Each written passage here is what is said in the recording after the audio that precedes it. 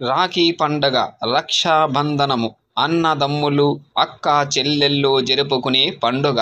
రాఖీ పండుగ ప్రతి ఏడాది శ్రావణ పౌర్ణమి రోజున జరుపుకుంటారు. ఈ ఏడాది ఆగస్టు 9న జరుపుకునే రాఖీ పండుగ తోబుట్టువులకు ప్రతీకగా నిలుస్తుంది.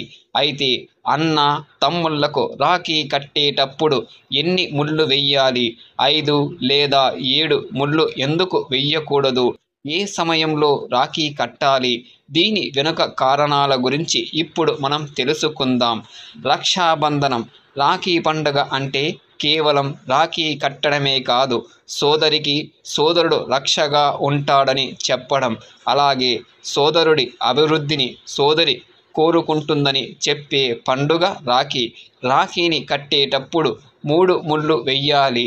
ఈ 3 ముళ్ళు బ్రహ్మ, విష్ణు, మహేశ్వర్ల త్రిమూర్తులకు ప్రతీకగా నమ్ముతారు.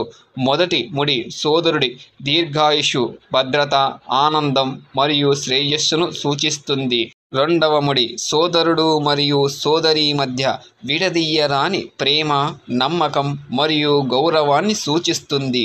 మూడవ ముడి సోదరుడు తన జీవితంలో ఎల్లప్పుడూ గౌరవం, సత్య మార్గాన్ని అనుసరించాలని, తాను ఏ పరిస్థితిలో ఉన్నా తన సోదరిని రక్షించాలని తన విధులను గుర్తు చేస్తుంది.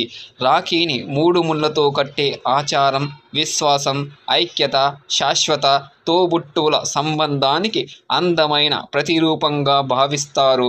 ఇది కేవలం ఒక దారం మాత్రమే కాదు, కాలాన్ని, దూరాన్ని దాటి సోదర సోదరీమణుల మధ్య సంబంధాన్ని బలపరిచే పవిత్ర బంధం. అందుకే మీ సోదరుడు మణికట్టుకు రాఖీ కట్టేటప్పుడు 3 ముడులు వెయ్యమని పండితులు సూచిస్తున్నారు. ఈ వీడియో గనక మీకు నచ్చినట్లయితే ఒక చిన్న లైక్ ఇవ్వండి.